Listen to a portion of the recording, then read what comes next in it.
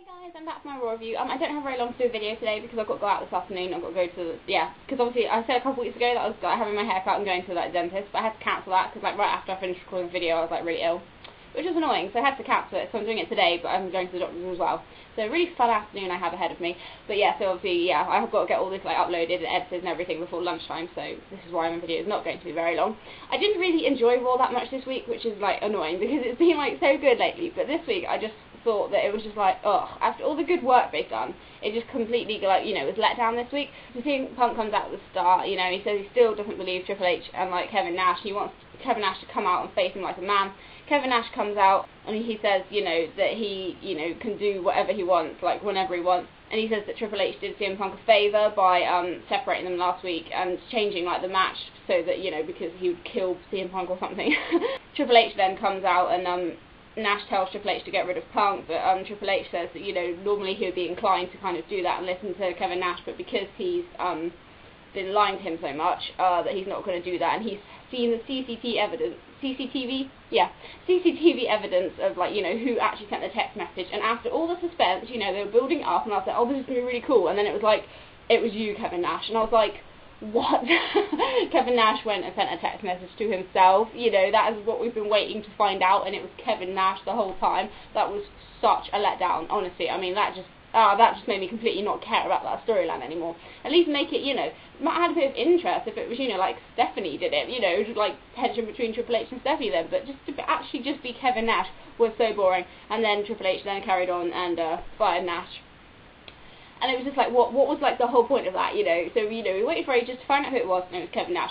And, a couple, last week, was it, that Kevin Nash was oh, what are you going to do, fire me? If you fire me, I'm in, this lucrative contract so that I'll still be getting loads of money. So Triple H was I'm not going to do it. And then this week he did. And where is the logic in that? So that storyline is just annoying now, and I'm bored of that. So that was annoying. As you can tell from the top of my notes, I've been drawing all across the top. That's actually all I was doing, during Raw was drawing, so I was so bored. The last month or two of Raw and SmackDown, I haven't done any doodling while watching wrestling. I've actually been really interested in it, but this one I was just this is so boring. And then we had a tag team match. It was Air Boom, Kofi and Evan Bourne versus Great Khali and Jinder Mahal.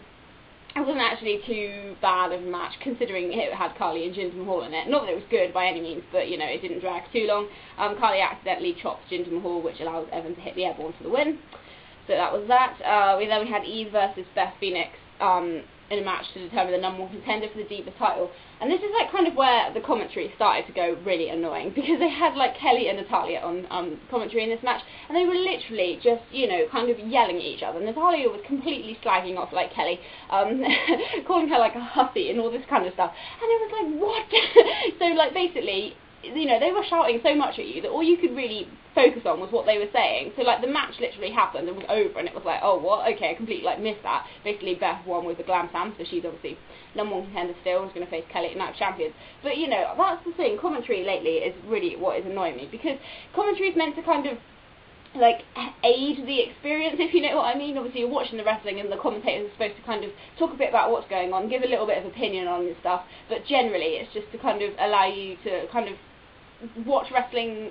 I don't know, I can't really explain what it is, but it's supposed to kind of, make the experience of watching wrestling better, but at the moment it's taking away from it, because especially Michael Cole, he was awful. I mean, no, I know he's bad, but he was really bad on this show, and he was literally just, shouting all the time, just, slagging off everything, and, it was so annoying. When he, bickers with, Jerry Lawler, that is the worst. Even, Jim Ross lately has been a bit, he's not, what he used to commentate and, it actually is so irritating, and I just find myself thinking, oh my word, please shut up, or I'm going to turn the TV off. They really need to change the commentary. But apparently I read on the internet that it's actually when Cole is at his worst and is just being really annoying, it's actually Vince McMahon's telling him what to say and feeding him his lines, which that is just terrible, because if Vince McMahon thinks people like Cole being like that, then he must be very deluded. So yeah, anyway, we then had R-Truth versus CM Punk.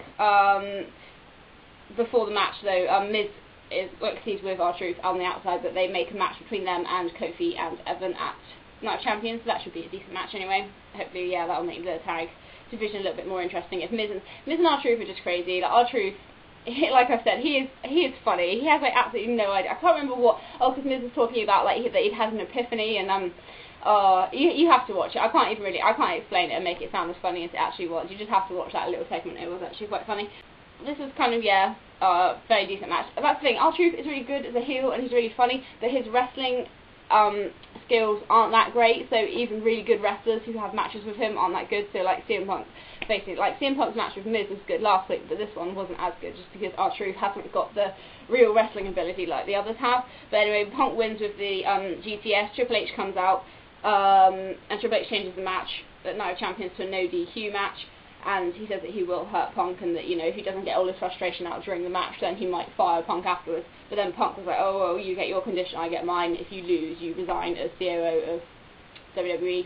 So I wonder who will win that one. I think it will be Triple H. But, you know, we'll see anyway. We were all surprised at Money in the Bank that Punk actually won, so it could be wrong, but I can just foresee a Triple H win here. David Matunga and Mike McGillicuddy versus Lawler and Zack Ryder. Thank goodness Zack Ryder was in this match, because if he wasn't in it, it would be completely boring. They did a really cool video package for Zack Ryder. Obviously, they showed like all of his like clips from his like YouTube show. I didn't think they would actually put that like on WWE, because, you know, it's talking about him, you know, that he's not getting noticed, he's not being like pushed and all this kind of stuff. I didn't think they'd actually show it, but it was actually quite a good pack. I thought it was a good one.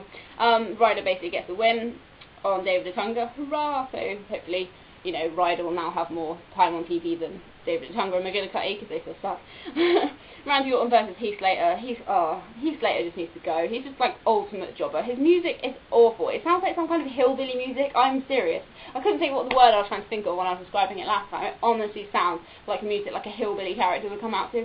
it was awful. It's so bad. But Orton wins with the RKO. Needless to say, I skipped that match because even though it's Orton, I could not watch the Heath Slater match. It was so bad.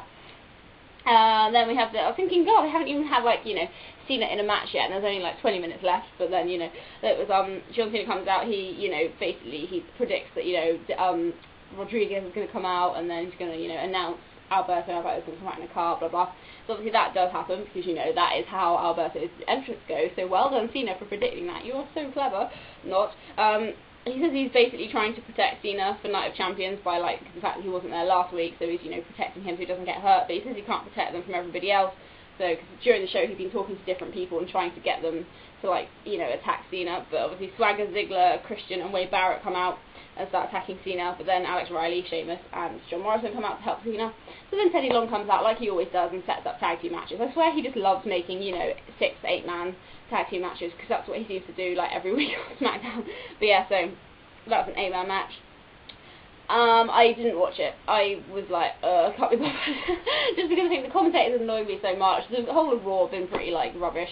So, I just, you know, skipped it. And, surprise, surprise, at the end, you know, Cena's being, like double teamed. He, like, fights back. He wins with the STF on Swagger and then hits the attitude adjustment on Del Rio after the match. So, once again, Raw is, you know, finished with Cena on the top, like, overcoming all the odds as usual. So yeah, pretty much of a letdown for Raw. Was quite disappointed with that, I have to say. Anyway, I didn't mean to actually talk this much. I was supposed to be doing like a short review, but I still kind of rambled on. But no, thank you for all your like support and like stuff for the question and answer video. I think it actually did do quite well, and like a lot of you seem to be interested in it. I'm so sorry that it was like half an hour long. That's like my longest video that I've like done. I just couldn't stop talking. But yeah, I think I probably will maybe do question and answers maybe once a month or once every kind of 2 months. I'll see how it goes anyway. You know what I'm like with like fitting other videos in. I really still need to do my WrestleMania 17 review. I'm actually hopeless. So, but yeah, anyway, thank you for watching this. Sorry that it's such a negative review, but I honestly just thought Raw was pretty dull this week. But if you guys thought differently, please let me know. Say what you liked about it, what you didn't like, or if you agree with me. And yeah, so thanks for watching, and I will see you guys next time. Bye! Oh no, wait! Actually, sorry, scrap that. I don't think I'll be able to do a video at the weekend because, Liam's coming down on Saturday night because we're going to a friend of ours' wedding on Sunday, so obviously I'll be out all day, and then, you know, work on Monday, work on Tuesday. So if I do get around to doing a SmackDown video, it will be on Monday. If not, I will briefly talk about SmackDown when I do my Raw review next Wednesday. Anyway, there we go. Now I can say bye. Doesn't mean I have to do like my whole goodbye thing again. Anyway, yeah.